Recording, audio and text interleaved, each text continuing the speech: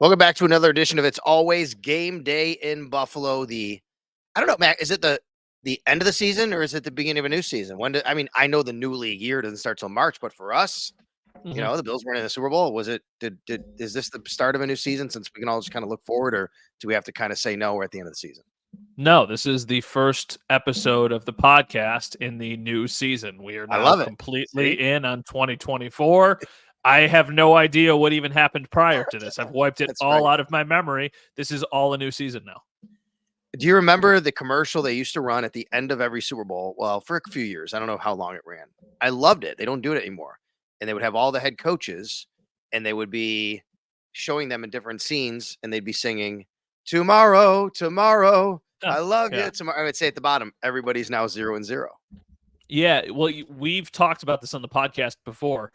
What is that? It's one shining moment at the end of March Madness. That's I the love one video that shining moment. Yes. everybody Yes. loves that thing. Yeah. So that would be like the NFL's equivalent to that, I guess. No doubt about it. The NFL took care of some business, including NFL honors and the Super Bowl. We'll get into all of that here on It's Always Game Day in Buffalo. Let's work our way back. Let's talk about the Super Bowl 25-22 overtime win for the Kansas City Chiefs. They are now, I think, a dynasty. We can call them that. And I think what's scary for me, Matt, is I just don't know when it's going to end. They're young enough. They're like the youngest team they've had here. And yet Uh-huh. they're a team that was flawed all year, it seemed like. And here we are. They were the third seed and they still wound up winning 2 road games, go to the Super Bowl, win in overtime. I just don't know what to do with this anymore and how you're supposed to beat them. Okay. I understand everything that you just said. I agree with it. Chances are they will win multiple more Super Bowls. That is how good Patrick Mahomes is. That's how great their defense is. And their defense is all led by young players. The Bills lost to them by 3 points, and they had a missed field goal with less than 2 minutes. So I still think, even though the Chiefs are the absolute best team in the NFL, and they should be the favorite until they have a bad season or multiple bad seasons, people counted them out way too early this season. The Bills can absolutely beat them. That's not to say that they will, but they can. So for me, when we talk about how do you get over this hump, you just got to make a couple more plays. Now, I know that we're talking about a Chiefs team that was down. The defense never was. The defense was awesome. So there's probably some sort of regression there. Just like, I don't know, the defense could probably be as good, but you got to re-sign Chris Jones. Are you going to do that? I mean, Chris Jones at this point in his career, why wouldn't you go out and sign a massive contract somewhere and get a bunch of money? Unless you really want to be part of somebody that tries to be a three-peat. So I don't know. Like, the Chiefs are very good. The Chiefs should be the favorite to win the Super Bowl out of the AFC for the next several seasons, but that doesn't mean that they're going to every year. Even the Patriots, when they were the dynasty, had years where they slipped up a little bit. Yeah, I mean, the Patriots actually won 3 of 4 when they started, and then they went 10 years without winning one, right? So to your Mhm. point of what you're right about that, they did go to a couple that lose to the Giants in that span. No doubt. I agree with everything you said, but I still sit here and go, I don't know what else it takes. Like, you're right, make a few more plays, but it's just frustrating. It's frustrating to see this because the plays Mhm. were there to be made. But I'd also say, Matt, every team can say that about the Chiefs, yet they still keep beating them. The Niners Mhm. can say that. They had a few plays they didn't make. The Ravens, they had a few plays they didn't make. The Bengals a couple years ago or last year, they had a few plays. It just seems like, and I use this example on the radio with my co-host Joe DiBiase. You've ever seen the movie Rounders, right? You ever seen No, I movie? have Okay, Matt Damon's a no. poker player in Rounders. Okay, he's a Okay. poker player, and his girlfriend doesn't want to play poker, and she basically says, "Look, it's all luck. Like, what are you doing? You're throwing your money away." And he says Mhm. to her, "It's if it's all luck, then why do the same people get to the World Series of Poker every year? It's not luck. There's a skill, Mhm. and that's what I look like. Yeah, there's plays, but for some reason, they're the ones that always wind up on the other end because there's something going on where they're just better than the other team. And I don't think that means the Bills are bad. I don't think that means the Ravens are bad or the Bengals are bad. I think it just means that team is so good, you have to go to be extra special to be able to beat them. And it's just frustrating to know that even on a down year, they were still the best team and still made more of the plays. Well, I think a lot of that has to do with the two things that I would say are the most important. It's the most important position, and it's Patrick Mahomes. He is clearly the best in the league. And it's the coaching. Andy Reid is a Yeah. really great coach and has them prepared for every single situation. We'll talk more about the overtime stuff, but that was pretty evident with the overtime approach there. And just the way that they felt comfortable there was never a point during the Chiefs game. I would say when Mahomes threw the interception early in the second half, I thought for a second, oh, wow, the 49ers might win this game. But then when they didn't capitalize and then the Chiefs went down and scored on that crazy, punt that hit the dude's foot and then Ray McLeod isn't able to pick it up, like just live betting the Chiefs money line because it always felt like the Chiefs were still going to win the game. I think because they have Reed and because they have Mahomes, they will always have a chance, but it's not impossible for them to have a bad game or a bad season. And I know this was a bad season, at least as far as their offense is concerned, but how much longer does Andy Reid have? How much longer does Travis Kelce have? I asked the question kind of just out of curiosity last night. How much longer? Like, when does Travis Kelce retire? It's a good question, but apparently they both committed to next year, like 2024. I mean, that could always change. They could just say that in the heat of the moment. But I agree with you. I honestly thought that Kelce was going to retire this year with his brother. They're going to walk out the door together. I figured Reed to me was okay. Maybe he wins one, he does step away, but obviously the chance to do something no other team has ever done in the history of this league with a three-peat, they want to do that together, so they're back. I agree with all of that. But then I look at the other side and go, Trent McDuffie and Willie Gay and Karlaftis, right? And all these young guys and these guys that are, and I think Gay's might be a free agent, but you get the point. Like these guys have a young defense, they have a good defense, and they didn't have any receivers really very good. And Rashee Rice came on, and yet here's Mahomes making all these plays for them. They actually have capital, they have cap space to go get guys. It just seems like it's a never-ending cycle here. Yeah, but isn't there something to be said about this year when so many people counted them out, they still won? What about next year when everybody thinks that they're going to do it and they're going to be even better? Maybe they take a step back. There is something beautiful about nobody's ever going to call the Chiefs an underdog, but they could use the whole nobody believes in us thing as fuel. And nobody's going to say that, or nobody should say that. It doesn't make any sense for people to say that about a team that has won back-to-back Super Bowls. If they are at a point next year where they lose a couple games in a row and everybody starts to have the conversation, it's crazy talk because until they are no longer playing, until they are eliminated, they are still the biggest threat. And that's why, to me, like, I don't know. Like, it feels like this year a little bit they exceeded expectations and they won a Super Bowl. And it's really impressive because of the resume that they have. But eventually they'll slip up. Like, it just happens. Like, the Patriots, history has a way of repeating itself. The Patriots dynasty was an incredible dynasty at the beginning and at the end. But like you said, there were all those lean years in the middle. So if you're a Bills fan and you're listening to this, you hope that that's what's about to happen to the Chiefs because we were saying the same. Well, we weren't, but a lot of people were saying the same thing about the Patriots after they won their third one. And then they had to wait a long, long time. The Chiefs have now gone to 6 straight AFC Championship games. The Patriots went to 8 straight, believe it or not. That's crazy. At the tail end of their dynasty, actually. Not even at the beginning. At the beginning, they went to a bunch in a row anyway.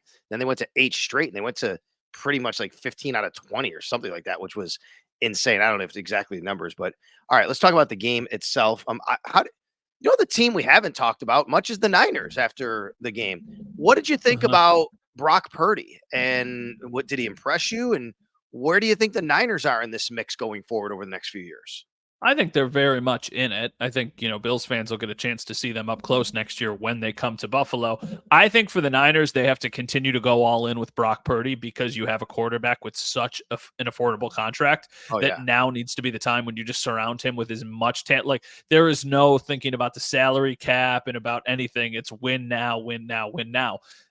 They took the Chiefs to overtime. They had a lead in overtime. The Chiefs converted on a 4th and 1. So there is still a lot to like about the 49ers moving forward. I thought Brock Purdy was good. I didn't think he was special. I think he missed a couple plays that other players are capable of making. But it's a little bit of an unfair comparison because the guy on the other sideline is the best maybe ever. So when you look at them and you try and compare the two of them, it's obviously not even close. But I think Purdy's a really good player. Like, I think Brock Purdy is better than your prototypical game manager. I know that there's a negative connotation with that. Yeah. I don't think he's going to be a guy who carries you ever, but I think he is a guy you can win with. Yep. I agree with that. And I agree with everything you said. I mean, they need to keep going forward. Not that there was any question that they wouldn't. I mean, they chose him, and now they have this, affordable contract, like you said. Running backs kind of age pretty quickly. So you see where McCaffrey is, but Shanahan's always been able to, get the most out of his offense. That's what he's known for there. But here we go again with, Kyle Shanahan blowing another fourth quarter lead in a big game in the Super Bowl. It's the third time he's been a part of that, basically. So we'll see where they go. And yeah, that should be interesting when they come to Buffalo next year. Is that a primetime game? San Francisco at Buffalo next year? Doesn't that feel Monday Night Football? That feels like a Monday Ooh, Night Football game. maybe even That Sunday. feels like It's huge. No, that feels like a Monday Night Football game to me, and the Chiefs Bills feels like another 4:25 CBS game. Okay. Doesn't it? Right? Yeah, Like we'll I can do get we'll that. do an I get behind that. entire Yeah. schedule project. I think though that the 49ers, of the two teams we saw yesterday, I actually think the 49ers are more likely to be the primetime game than the Chiefs. They love the Chiefs and Bills in that early window. Well, Yeah, you're the probably right. afternoon window. A lot of time to dissect that. In the meantime, looking forward to next year. The Bills are still one of the top 5 teams as far as the betting odds are concerned for next year's Super Bowl championship. Mhm. I believe the only teams ahead of them are the Niners, the Chiefs, the Ravens, and then they're tied with the Lions from what I saw. I could be wrong in that. Maybe they're top 4 right in there. You could correct me if I'm wrong. Maybe the Eagles are in there, but it just speaks to the kind of team they still have. And the fact is, Matt, as long as they have Josh Allen, who's not walking out there just looking like, Joe Namath in his last couple of years, Uh-huh. um, they're always going to be one of the top 4 or 5 teams in the betting odds to win the Super Bowl. For as bleak as it may look with all of the free agents that they have and the salary cap trouble that they have, the schedule, what right now, recording this on February 12th, looks really hard. I fully expect the Bills to be a better, more consistent football team next year because of the players they should be getting. I mean, they lost Matt Milano in week 5. Matt Milano, you could argue, is their second best player behind Josh Allen right now. Yep. Matt Milano is unbelievable. And Trey White, like, what if there's a chance that we're watching Trey White and Christian Benford and Rasul Douglas have some sort of rotation? And they had so many injuries that they dealt with, especially in the last game of the year. It feels so gross talking about injuries because the Chiefs had injuries, the Dolphins had, all these teams deal with injuries. The outcome of the Chiefs game could have been completely different if Terrell Bernard was healthy. Could have been completely different. So now you get Terrell Bernard and Matt Milano back playing together at the same time. Like, I really do think that it makes sense that the Bills have some of the best odds because they should, because they still have who I think is the second best player in football in Josh Allen and a team that has a lot of talent around him. Yeah, in fact, next year's schedule, you just said like it's a very tough one. It is.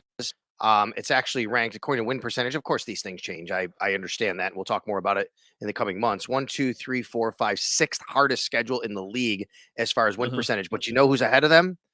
All except for one AFC team, because the AFC is so tough right now. I guess I don't know, but Cleveland, Baltimore, Pittsburgh, the North, all those teams have a very tough schedule because of their crossovers. Then the Packers, then the Texans, then the Bills. And if you really want to go a little deeper, I was looking at this. The Bills actually have a very hard road schedule as far as percentage. They have one of the easier home schedules in the league as far as percentage is concerned. Yeah, for sure. It feels like besides the Chiefs and the 49ers, which are two really tough Mhm. games, and this is obviously so far down the road, like they should win every other home game if you're Yep. looking at this right now. Like it feels like if you're one of those people when they get the schedule who puts a W or an L next to each game, I think you're going to be doing that a lot of times on the home schedule. All right, it's always game day in Buffalo. Sal Capaccio, Matt Bove. Before we wrap this portion, speaking of next year, there was some news out of Pittsburgh before we came on. Mitch Trubisky has been released. They released 3 guys. He's one of them. Backup quarterback in Pittsburgh, was a backup in Buffalo. Brandon Beane said some nice things about him. He fit in really well when he was here a couple of years ago. Is that something you think the Bills might be interested in? They right now have Kyle Allen as a pending free agent and Shane Buechel, who is on the practice squad, signed a futures contract to come back next year, but he's never played a single snap in the NFL. Yeah, I think Mitch Trubisky is going to be the Bills' backup quarterback this Wow. year. I really do. I mean, unless he gets some sort of big contract from somebody, which I just do not see happening based off of how the last 2 years have gone in Pittsburgh, it just feels like it makes way too much sense. He is more of a scheme fit for the Bills than Kyle Allen is. And just because of the way Josh Allen plays, because it's another year where he's a little bit older, I feel like having an insurance policy at a backup quarterback is a smart thing to do. You hope that he would never have to play, but I feel like if he did for a couple games, you would at least think you've got a chance. I don't know if you would feel that way about Kyle Allen. So I really do think that Mitch Trubisky, I mean, I said it on the last podcast before this even happened, that I thought this could happen, and then they ended up cutting Trubisky, and now I think that it makes a lot of sense. So I totally agree about, you'd rather have Trubisky than Allen.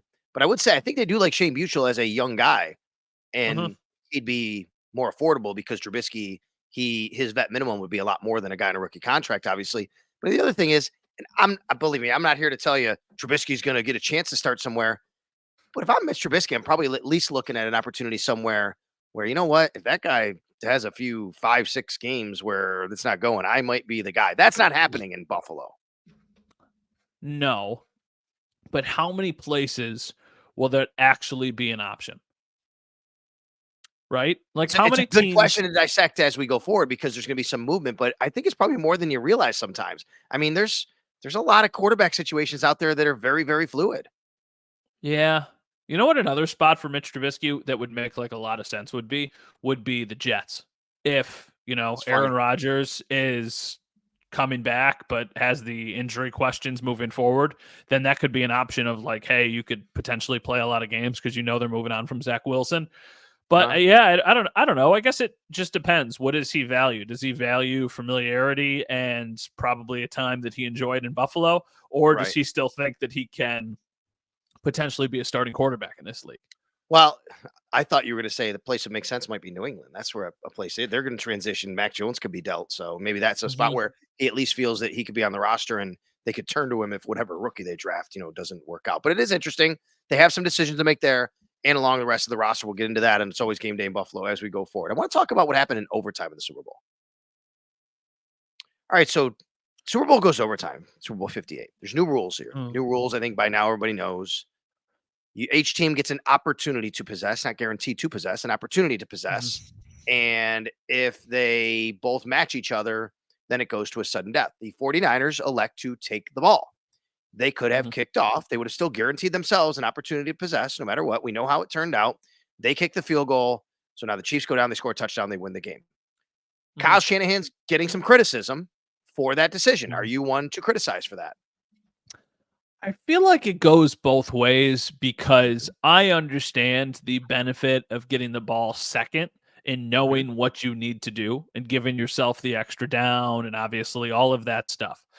But if they would have scored a touchdown on their first drive, Yep. then you would have really now I've read the comments that the Chiefs would have tried to go for 2 and won the Yes. game on a 2-point conversion. So then it Yes. would have come down to that. But in theory, I don't I would have rather deferred and kicked the ball off and known what I needed to happen because then even if you do get a touchdown, you can make the decision to go for 2 points, which would be incredible by the way. And But by the way, I think that is the play. And the Chiefs, they said they would do it. I think that's what almost any team should do in that scenario. I agree too. So, especially knowing that if you're giving the ball back to them, then it is sudden death and any That's points exactly would why. ultimately. That's So, exactly why. I think going for 2 is the right play. But I also understand the benefit of putting yourself in a position where you could potentially have that possession that Yeah. is sudden death and thinking that you hold them. Because, I mean, if the Chiefs, for as great as they are, they have that one crosser to Rashee Rice that I think was like 3rd and 6 or something like that. Hmm. If that comes up short, if they just have a better play defensively, then I think the Chiefs would have been in that position where do they try and kick a field goal? Do they go for it? And that would have been a long field goal, even though Butker looked really good, or you were one play away. I mean, it was just like the earlier one that they had on 4th and 1, just a perfect play from the Chiefs. So I don't feel like the criticism is I understand it because I would have done something different, but I don't think it's as simple as he definitely made the wrong move. I think it's just a preference thing. I mean, I agree 100% with everything you're saying. There's no one right way. And I think it's foolish to criticize him just for taking the ball. I think I would take the ball. I understand the second part. And this might be a nuanced point of, well, depending on who the other quarterback is, or my co host, Jody Biasi, says, I also want to know who the coach is on the other side of how risky he's going to be in a certain Hmm. situation. I understand that. There's a lot of analytics and research that would go into it on a game to game basis. But I want the third possession. And that's what Shanahan said. And I don't disagree with that. The third Hmm. possession is, hey, I'm getting the ball. If we match each other, however that is, then I get it with a chance to win with a field goal. I don't think Hmm. there's anything wrong with that. I totally get the sentiment of, yeah, but you know what? If I get it second, that's why you go second in college a lot of times, right? You Hmm. know what you need to match or to win the game. And that's what the Chiefs said, which, as you pointed out, They also said they would go for 2. Here's the reason why you go for 2, in case anybody's wondering. Why would you do that? The reason you would go for 2 is because you're basically saying, I'm giving myself I think it's about 51% chance on a 2-point conversion, a 51% chance to win the game on one play versus having to give them the ball and a chance to win a sudden death. And I think that's probably the better play to go. And that's why the Chiefs said they would do that. No, by the way, the one thing I will criticize Kyle Shanahan for was also after the game revealed, a lot of 49ers players didn't even know the rules. They had no idea what was happening as far as, and look, you don't have to know the rules to play. I get that part of it. I think it's a peek into the window of Kyle Shanahan not being as prepared with his team overall. If he's not telling them that, or they're going through it like Andy Reid, then you wonder what else they're not necessarily prepared for. I keep thinking back to the end of that game. I watched the game with a bunch of my friends, and obviously, we had a little bit of reason to be excited about the game with different bets that we were placing. But if the Bills were in that position, if the Bills are in that position and they are the Chiefs, right, or they're whatever team, and they score the touchdown and are down 1, do they go for it? I think they do. I think they would, even though Sean always trusts his defense. I think they would have went for 2. And I keep thinking, what would the play be? Like, what would be the Bills' play? I think I know. Is it a Josh Allen run? It is. It's a Josh Allen and he has the option to flip it if he can, but he's running and he's probably just taking off and going. But I think it's a Josh Allen designed run. Either he has blockers or it's more naked. I don't know which one that is, but I do think that's I just kept like in my head visualizing him running out to his right with Dawson, almost similar to the play that the Chiefs won on with McCole Hardman, or the 4th and 1 play where Kelsey leaks out to the right, and it's if Kelsey's open, you throw to him. If not, you're going to run the ball. I mean, I just see Josh Allen jumping into the air in my head, and just like, the play against the Dolphins 2 years ago in the snow. That was the play, right? He just goes and he leaps. That's the play, and we're gonna give it to our alien quarterback and try to break the plane of the goal line. I think that's what it is. Imagine going for it and not getting it. I don't want to imagine. I'll tell you this. I watched the game. My wife fell asleep. She woke up to watch the very end. And then she said to me, thank God the Bills didn't lose like that in the Super Bowl. That was her response. I said, I know, right? Oh my gosh. Now, I do have a criticism about the end of the game. Go ahead and I'll get to that, what that is. This is a broader point. So you go to yours and then we can talk about mine after. Okay. I think CBS did an awful job of explaining the timing of the overtime rules. At the end of overtime, before the Chiefs scored, Tony Romo said they don't have to rush because there's another quarter. Before overtime, they said it's a new game. Now, if you pay attention to football, football, and you've understood these rules, you should have no problem with that. You understand what's happening. But this is the Super Bowl. There are millions upon millions of people who I think were very confused. I got text messages today from people I respect a lot who said, what would have happened if it hit zeros? Was the game over? People didn't know because CBS never said. All they had to do was have Tony Romo or Jim Nantz or Tracy Wolfson or Evan Washburn or Gene Steratore say, hey, just so everybody knows, if the clock hits 0, they're just going to flip sides. They don't have to score in this play. They're just going to go run the next play the other way. It's the second quarter of overtime. That's all they had to say. No one explained that. People literally, I was waking up to tweets this morning asking me about that, Matt. Yeah, they should have made it a statement or a comment about it prior to when they did, because they did it while the clock was ticking with like 30 seconds left. And I'm sitting in a room with 7 other guys and everybody's kind of thinking the same thing of like, hey, what happens here? And see? And that's what I mean. Like people who watch every single game and, are very, very into football and they're asking me, they're like, hey, what happens here? And I had to think about it because I didn't know off the top of my head of like, hey, what's going on? So I would like to think if I had to think about it for a second, then maybe there's a lot of people who probably had to think about it and should have gotten a better explanation there. There's that point, and then it also, I really, really like Nantz and Romo as a pair. I think they're outstanding. The end of the game, those are the moments that like people criticize Joe Buck. I think Joe Buck in big moments always knocks it out of the park and lets a moment breathe. And when they win the game, and immediately we're getting an analyzing viewpoint of Andy Reid's been holding this in the bag all game. This is classic Andy Reid. Just let the moment. Like Yeah, I want nothing there. I want nothing. Just let me I like hear it. the silence of the moment. I like that point. And by the way, though, I did like Jim Nance saying jackpot Kansas Yo, City that was because good. they're in Vegas. So I like that. But you're right. Nance is amazing. Yeah, he is. So everybody knows, just so we're clear on this, what would have happened was they would have just gone to another quarter, and let's just Uh-huh. say the game remained tied. If the Chiefs kick a field goal, and they just stay tied. At the end of the next quarter, that's when the zeros come into play because that's like a second quarter of a game. It comes to halftime. There's a 2-minute warning. There's a halftime. There's probably not Usher coming out to sing or anything. But Yeah. then you start the second half, but it's sudden death at that point. But yeah, they should have explained that a little bit better. And you know who would have explained it better? And I bet you did. I'm not kidding. I'm not trying to be funny. Dora the Explorer. Matt, Yeah. I watched the first half on Nickelodeon. It was Mhm. awesome. And you know what? It was fun with the graphics. They were having fun with that stuff. And people would say it's cheesy. That's fine. It was entertaining. They had the slime coming out when they scored a touchdown and the 49ers first one. Every time they put a graphic up of a player, they had cool like bio information about him, not just your Yeah. normal height and weight, they favorite this or favorite that. But what I really liked is they had when something happened, Dora would come on or Patrick, whoever, SpongeBob, but usually Dora, they would explain what happened. For example, there Yeah. was a personal foul. Dora the Explorer comes on and goes, a personal foul is when, and she like reads it from I'm- the book, the rule book. And I'm like, that's awesome. Like Uh-huh. football needs more of that. I'm not saying it needs it all the time, every play, but there are people who don't maybe know some of these little things that happen. And then after the foul was called, it said at the bottom, yeah, you can't do that. And I thought that was hilarious. Yeah, I didn't see any of the Nickelodeon broadcast live, but I saw a lot of the clips from the broadcast.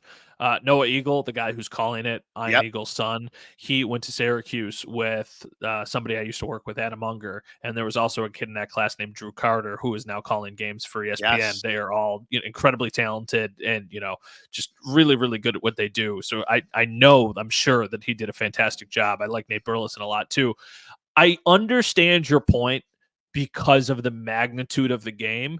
I think that that's something that should happen on as crazy as this sounds, in the Super Bowl and in the preseason, because the preseason is the time when you're dusting off the webs a little bit, the cobwebs, and you're trying to get everybody back up to speed to football. I don't Mhm. know if you need that for. I think at Understood. one point, I think at a certain point, it would get a little bit overdone if you were always giving an explanation of what was going on.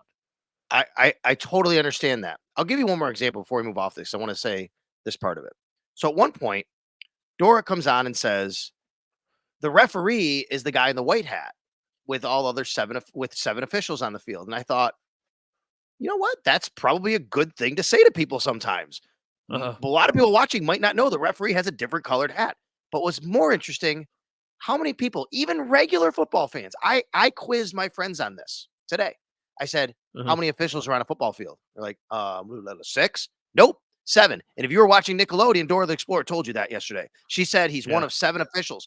Again, I'm not asking for every time something happens. Hey, by the way, let's go to very rudimentary. But every once in a while in a game on a Sunday, I think it'd be nice to drop some knowledge like that. That's why I like Joel Klatt on Fox Sports College. Joel Klatt on Fox Sports College broadcasts, he doesn't get like super down elementary, but he Uh-huh. will analyze a play and say, hey, let me show you the tight end and what he did here and why. Way better than a lot of these other color analysts. I like that. I'm an educator. All right. I was a Uh-huh. teacher once. I like that part of it. Well, that's why I think that Greg Olson is so good at his job, He because I is. think Greg Olson is the perfect blend of telling you why something is going to happen and why it should happen, while also making it so the common person can understand. He's not saying like the X receiver is running a No, that's post and right. then do Yes. like he's not doing it that way. Love it. He's like Stephon Diggs is your best receiver, and that's why you need to get him out and do blah blah blah blah. And he just has a very good way of explaining those kind of things. And I think that's why he is so good at what he does. And Agreed. it's going to be weird because I feel like he's going to kind of just get demoted because. And Tom Brady might be great at it. Chances are he's going to be very good at it. But I think Greg Olson called the Super Bowl last year, and now he's going Yeah. to be the number 2 if he stays at Fox. All right. Before the Super Bowl, we had NFL honors. Josh Allen has now finished in the top 5 in the MVP voting in 3 of the last 4 years. He's Uh-huh. been second, he's been third. This year, he was 5th. Uh-huh. Yeah, that's really nice. Oh my god, how was he 5th?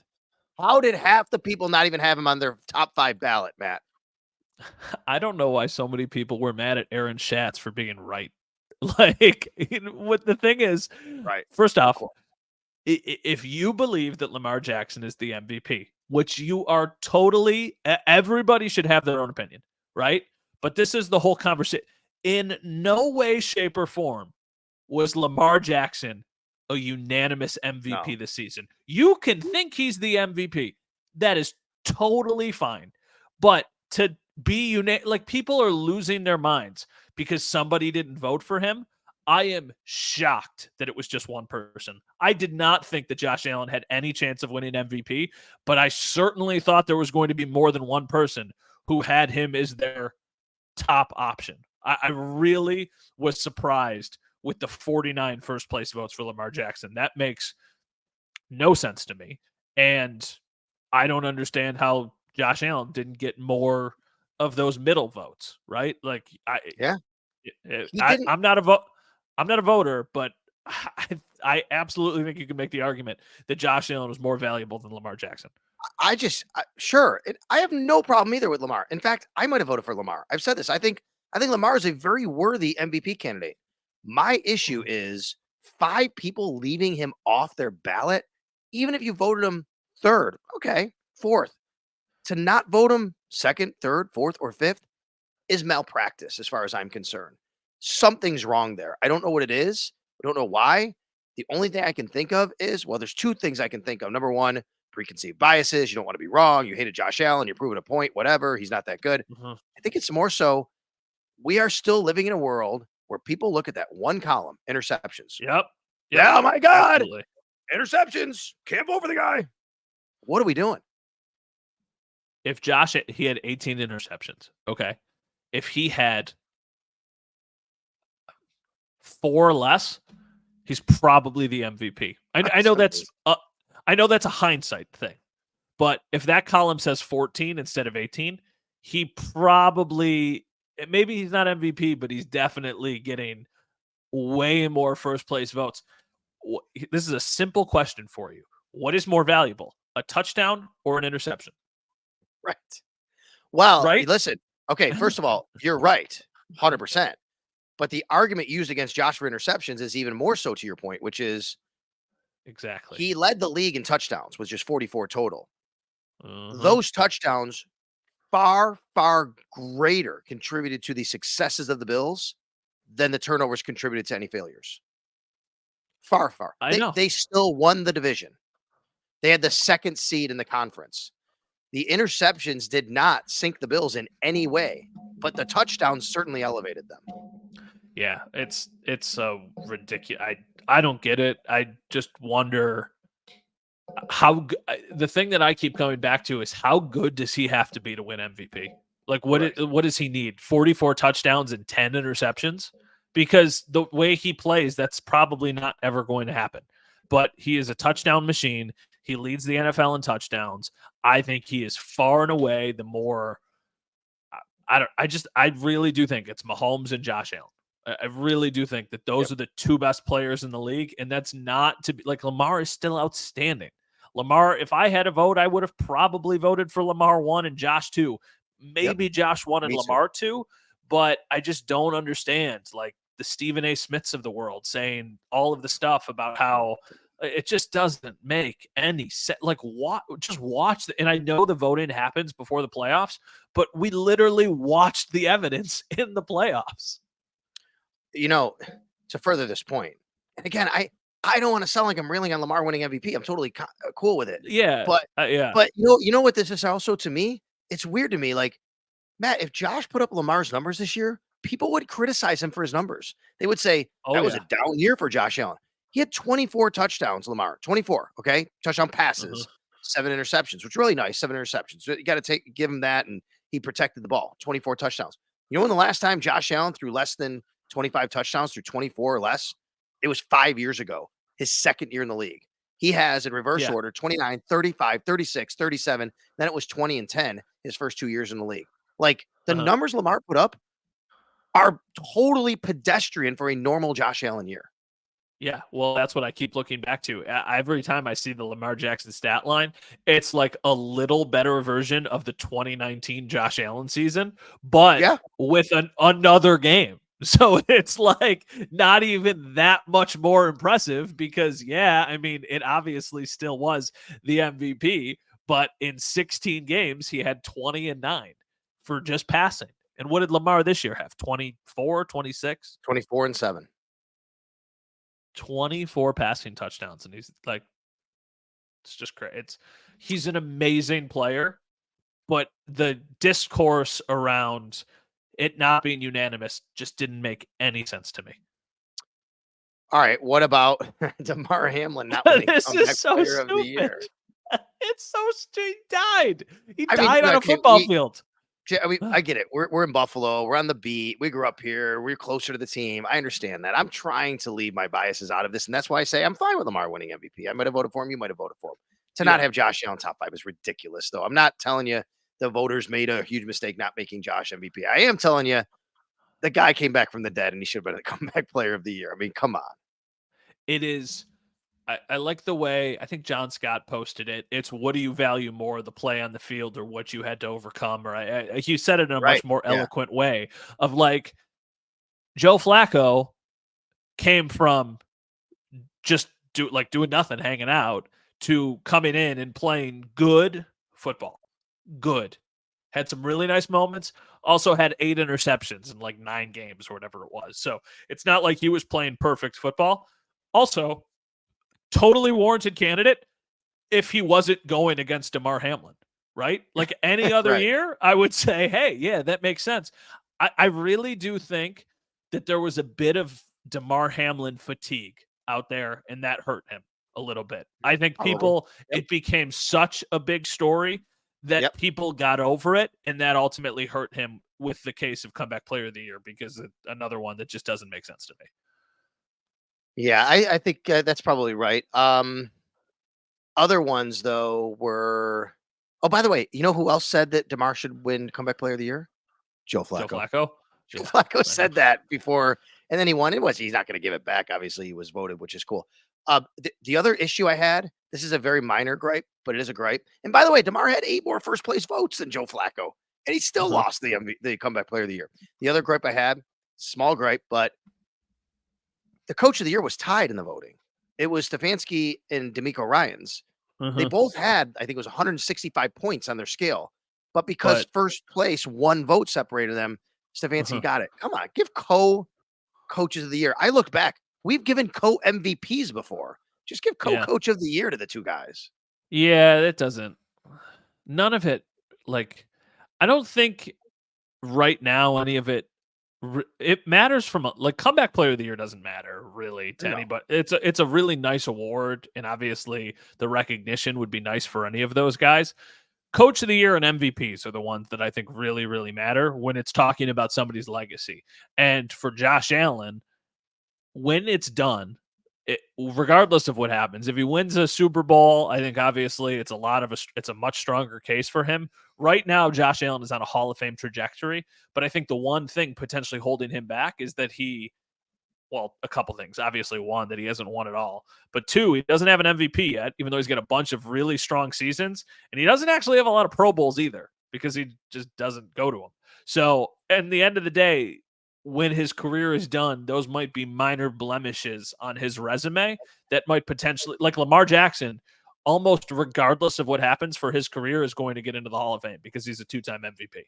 It's just going to happen. Josh Allen is not a guaranteed lock yet. He's trending in that direction, but not quite yet. My apologies. I think about Sal's house at the bottom of the thing there. That's my other podcast. I hit the wrong button there. It's always game day in Buffalo. Here you go. I'm going to show it to you right now. There you go. It's always game day in Buffalo. Before I let you go, unless you got anything else on this you want to get to, I got one final kind of impromptu question for you. I have a quick question for you too. So you can Yes. ask me your question first, and then I'll ask you my question. Okay, my question for you is, because you're a hockey guy and you played. Where do you side on this Ridley Gregg Morgan Riley controversy? I Oh, don't know yeah, if I didn't. anybody knows what we're talking about. If in case you don't, you might not. Uh-huh. The Ottawa Senators were up 4-3 on the Toronto Maple Leafs. They pulled their goalie. The Maple Leafs did. The Senators had Ridley Gregg. Is it Grieg or Greg? I think it's Greg. Greg, Uh, yeah. he he had a breakaway and an open net. She's going to shoot it in, and instead he was within like 5 feet of the open net and took a wicked slap shot in, which is considered a no-no. It's a code basically, and Morgan Riley drilled him with a cross check into the boards.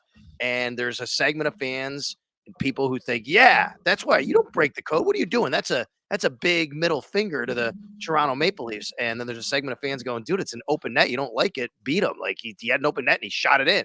What do you think? Okay. There's a lot of layers to this. Okay. What is so Toronto Maple Leafs fans and some hockey fans, but mostly Maple Leafs fans, and there's Maple Leafs fans who I'm sure listen to this podcast, absolutely hated that slap shot into an empty net. Yeah. They also adore Jose Bautista for throwing his baseball bat 8 feet in the air after hitting a home run. Yeah. So if you're talking about breaking unwritten rules, you can't pick and choose. Also, unwritten rules are stupid. So it's a rivalry because if your guy does that, if this was the Sabres and this was 10 years ago and Toronto pulls their goalie and Patrick Coletta takes a slap shot into an open net, everybody here adores it and everybody in the other place loses their mind. Do I think he should have taken the slap shot? No. Do I think that it's the craziest thing in the world that he did it? No. It's a rivalry. You're supposed to hate that other team, and you're supposed to try and rub salt into the wound of your opponent, especially when you're playing on your own home ice. And there's tons of Toronto Maple Leafs fans that are there because they take over basically every game that's in Ontario or in Buffalo. Now, the counterpoint is I have no issue with Morgan Riley doing something about it. I have an issue with what he did because to me, that's really soft. Like two-handing somebody in the face is soft.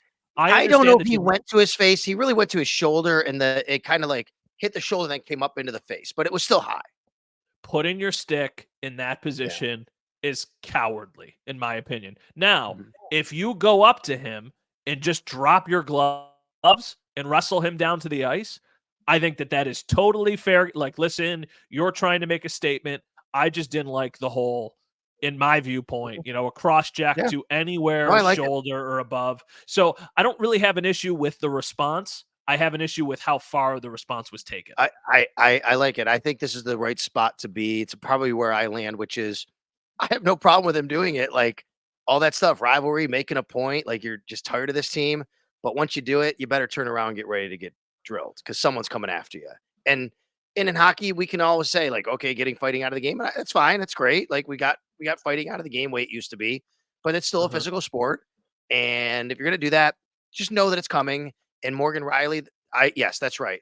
He could have made sure he looks at him and goes after him, hugs him, let's go, bam, bam, bam, whatever. That would have been better. So yeah, it was pretty amazing to watch. And don't put yourself in a position where you got to pull your goalie because that's right. You lost the game. You know what I mean? Like you don't want somebody to showboat a little bit, then don't lose the game. Like it's not rocket. These unwritten rules, especially in baseball, they just drive me crazy. I think it's so stupid. It's like, I don't know. I don't know. Whatever. You had a question for me? Yeah.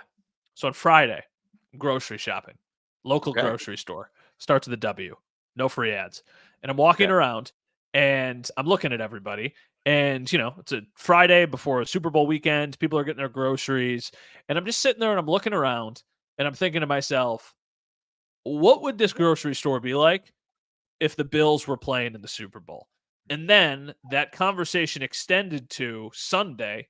I'm out in my neighborhood walking around with the dog.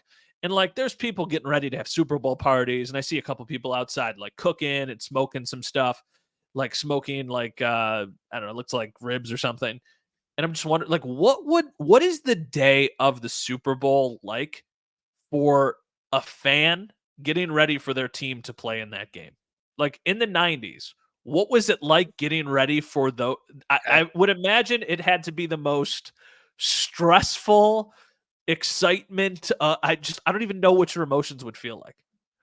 I can only speak from my experience of when the Bills were in it, and I was young though. This first Super Bowl, I was a senior in high school, but I was working at a pizzeria, and I had to work all the way up until kickoff, and I left to go to my buddy's house, and I brought the pizza to them. So that was it for me. And then I was in college the next 3 years, and we got together and we had Super Bowl parties. It was very stressful, but I was a kid, right? It was college, and I was looking forward Uh-huh. to see my friends and wearing the Bills gear. I would like to throw this out to everybody. This is a great question. People who were older than me, older than you, and Yeah. actually went through this as adults. Now, it was a different time period. There's no social media, there's no Twitter to follow along. We're Uh-huh. not even texting each other, right? This is a different time Yeah. period, 1990 through 1993. So, if you're listening to this podcast, hopefully you stayed with us for the first 45 plus minutes. Shoot us a comment. Let us know. What was it like for you when the Bills were in the Super Bowl in the 1990s that day? What did you do that day? What was it like emotionally and physically Uh-huh. for you?